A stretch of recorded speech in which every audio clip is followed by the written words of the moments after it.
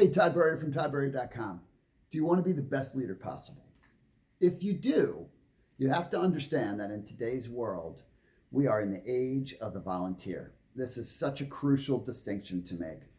You know, years ago, right, leadership was pretty simple. It was top down, and it could be very power driven and you must do, very authoritative.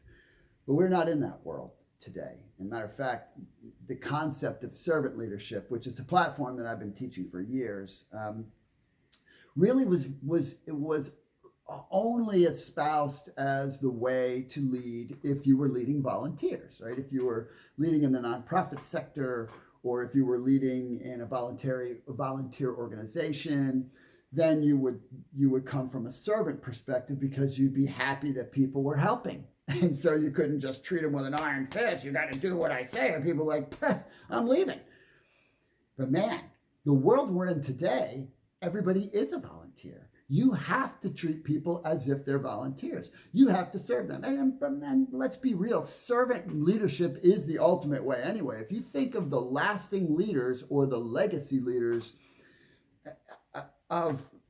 since we've had civilization, they were all servant leaders, right? There's never been a power leader legacy. Never, right? Because ultimately people hate those people for the most part. They hate those people because it's all about suppression and authority and you do what I say and blah, blah, blah, all that kind of stuff.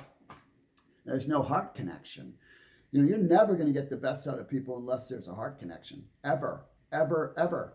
I mean, and this is common sense, but not common practice. And the reason it's not common practice is because it hasn't been modeled. It's modeled more and more now. And if you look at the best organizations in the world, they are run by, for the most part, they're run by servant leaders.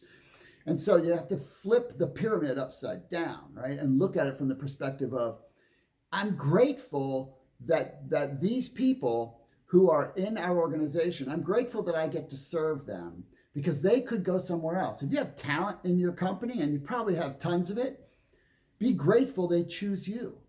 And you might say, well, they're not volunteering because if they don't show up, I'll get someone else. Okay, I know that sounds good, but you and I both know it's hard to replace a good person, isn't it? Your best people, it costs you a fortune to replace those people. It ain't just going to cost a salary. It's going to cost more than the salary. And then you can set aside just the actual cost in dollars.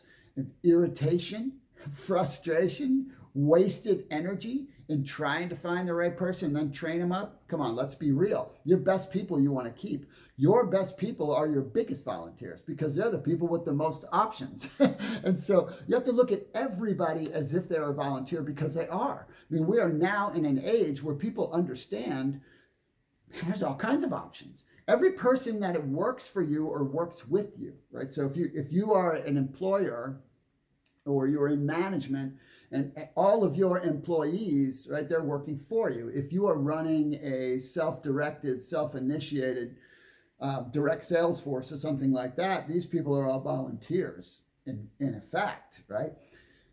These people have options and everybody recognizes it today. Years ago, people didn't think you could just go out and easily start your own business, but today you can start your own business for nothing, or you could choose not to start a business and just participate in the gig economy and freelance 2 or 3 different things and make a pretty good living, right? 57 million people in the United States right now are operating essentially in the gig freelance world.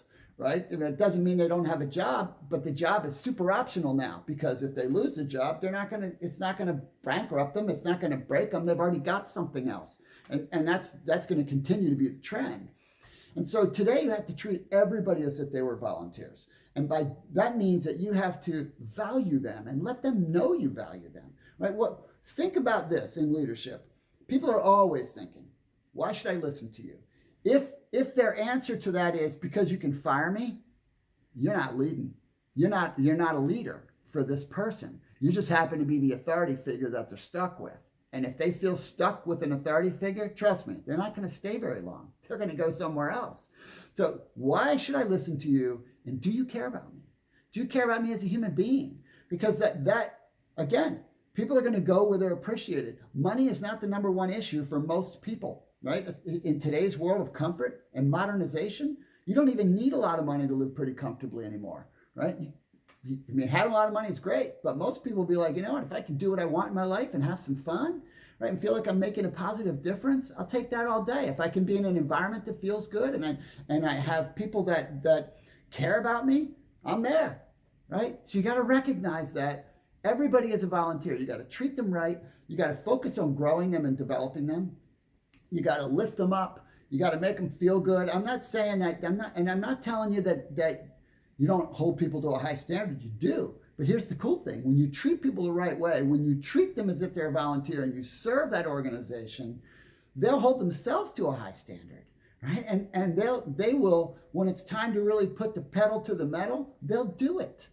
So I hope that this was a helpful little nugget for you. If you have a question, shoot me an email. If you'd like to talk to me about doing some training for your organization, check out my website at tidebury.com and look at some of the topics I train on. It's not all of them. There are more, but there's some of those will be listed there. All right. Thanks for stopping by.